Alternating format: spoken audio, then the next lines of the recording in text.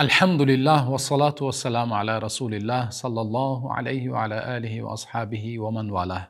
السلام علیکم و رحمت الله و برکاته. بینندگان گرامی، آیا الله سبحانه و تعالی نام خاصی دارد؟ آیا الله سبحانه و تعالی یک نام دارد که بزرگتر از دیگر نامهایش هست؟ آیا شما شنیده اید که الله سبحانه و تعالی یک نام دارد که با نام الاسم الاعظم، نام بزرگترین؟ و آیا بنده ها از همون نام اعظم یا نام بزرگترین الله سبحانه و تعالی آگاهی دارند؟ این برنامه نامهای زیبای الله سبحانه و تعالی است. در صحبت گذشته ما درباره فضیلت نامهای زیبای الله تعالی و مهم بودن دانستن نامهای الله سبحانه و تعالی و یک چند حدیث ها را بیان کرده بودیم. بیایید امروز یکی از نامهای بزرگترین الله سبحانه و تعالی را امروز صحبت کنیم. بعضی از اهل علم گفتند که تمام نامهای الله همه برابر هستند و همه کامل و همه نکو و زیبا هستند و فرق بین آنها نیست. یعنی یک نام الله سبحانه و تعالی از دیگر نامش یگان فرقیت ندارد، بین آنها فرقیت وجود ندارد. ولی بعضی از اهل علم چنانه که در بعض حدیث ها آمده است گفتند که الله سبحانه و تعالی دارای یک نام هست که او را الاسم الاعظم، نام بزرگ میگویند و این نام بزرگ الله سبحانه و تعالی بعض خصوصیت ها دارد. بیایید حدیث پیامبر صلی الله علیه و سلم، احادیث صحیح را ببینیم که پیامبر صلی الله علیه و سلم کدام نام الله را اسم اعظم گفتند و چی فضیلت دارد یا چی خصوصیت دارد. از عبدالله ابن بریده رضی الله عنه روایت شده است که روز پیامبر صلی الله علیه و سلم مرد را شنیدند که در دعایش چنین میگفت: اللهم انی اسألک انی اشهد انک انت الله لا اله الا انت الاحد الصمد الذي لم یلد ولم یولد ولم یکن له کفوا احد. وقتی این دعا را گفت، این دعا را حفظ کنید و در دعاهایتان بگویید. وقتی آن مرد این دعا را گفت، پیامبر صلی الله علیه و سلم گفتند که لقد سأل الله باسمه الاعظم الذي اذا دعی به اجاب و اذا سئل به اعطا. پیامبر صلی الله علیه و سلم گفتند در حقیقت این مرد حاضر با یک نام بزرگترین الله دعا کرد. الله را با نام بزرگش، اسم اعظمش دعا کرد و از او پرسش کرد.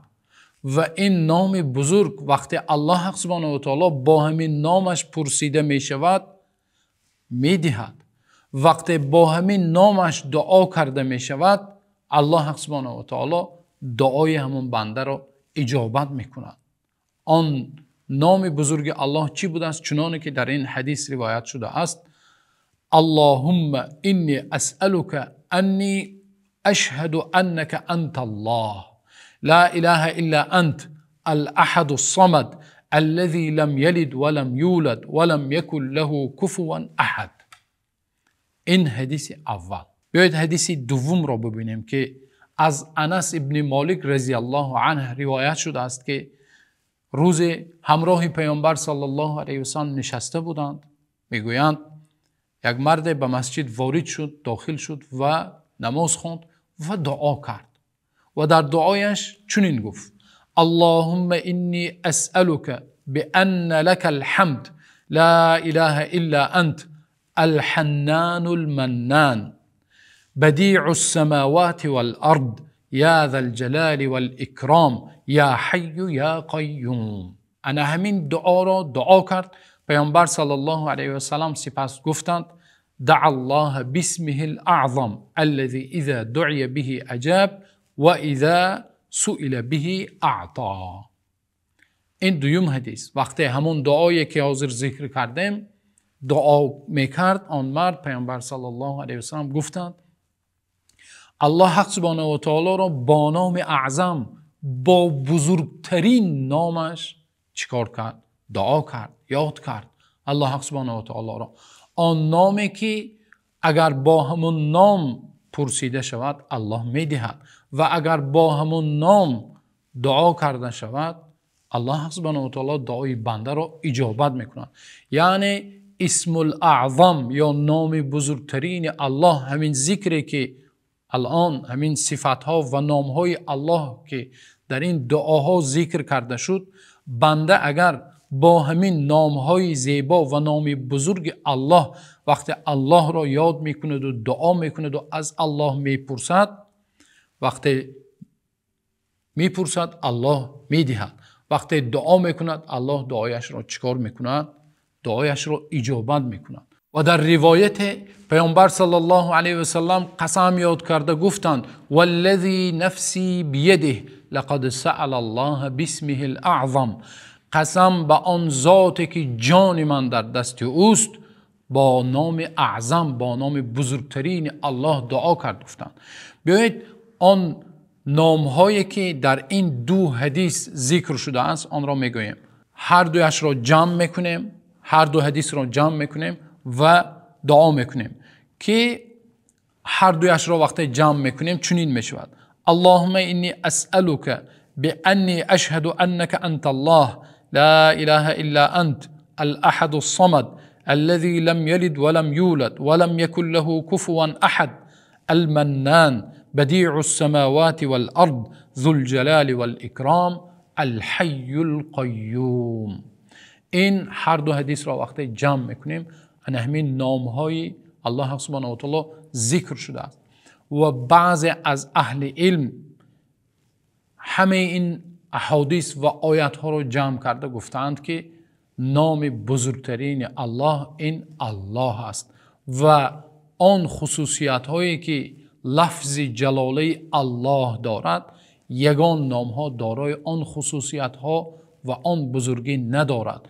بنابراین وقتی ما و تمام بندگان وقتی همیشه دعا میکنیم اولین لفظی که به زبان ما و شما و به قلب ما و شما میبیاد این یا الله یا اینکه اللهم، با این لفظ ما و شما الله سبحانه و تعالی را یاد میکنیم.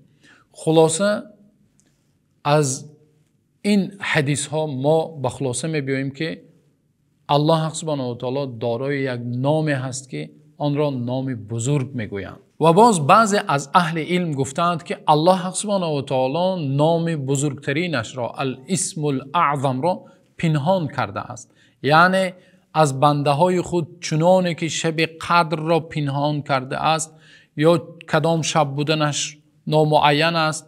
در بعضی حدیث ها شب‌های تاق گفته آمده است، در بعضی عالم ها گفتند که شب 27 گفتند. هر خیلی روایت ها است و الله سبحانه و تعالی تا اینکه ما و شما بیشتر به الله سبحانه و تعالی روی بیاریم و بیشتر طاعت و عبادت کنیم و دعا کنیم الله کمی از ما و شما پنهان کرده است. و همچنین بعضی از اهل علم گفتند که الله سبحانه و تعالی نام بزرگترینش را برای بنده ها آشکار نکرده است تا اینکه الله را با تمام نامهایش دعا کنند و از الله سبحانه و تعالی بپرسند.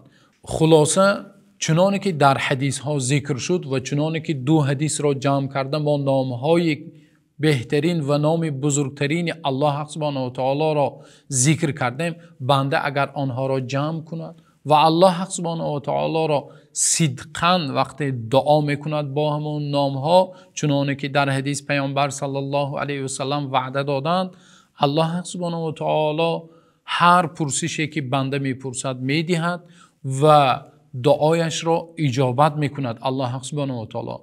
ولی مقصد از این نام بزرگ باز تأکید میکنیم که تنها آن را حفظ کرده. اگر یک بنده در این حدیث های صحیح آمده نام های بزرگ الله را حفظ کند ولی از صدق دل دعا نکند و گویا همون را حفظ کرده از یاد کرده فقط دعا کند ولی هوشش پریشان باشد، قلبش و دلش در کیم کجاها باشد، البته الله سبحانه و تعالی اجابت نمی کند. ولی بنده وقتی این نامهای بزرگ اللهی که در حدیث ذکر شد آن دعا را و آن ذکر را میکند و از الله سبحانه و تعالی صدقاً معنای آن نامها را احساس کرده دعا میکند، حتما الله سبحانه و تعالی انشاءالله اجابت میکند و ماه شریف رمضان انشاءالله ماه اجابت دعا است. با این نام بزرگ الله را یاد کنیم و دعا کنیم، انشاءالله الله دعاهای ما را اجابت خواهد کرد. تا نوار آینده الله نگهبانتان باشد.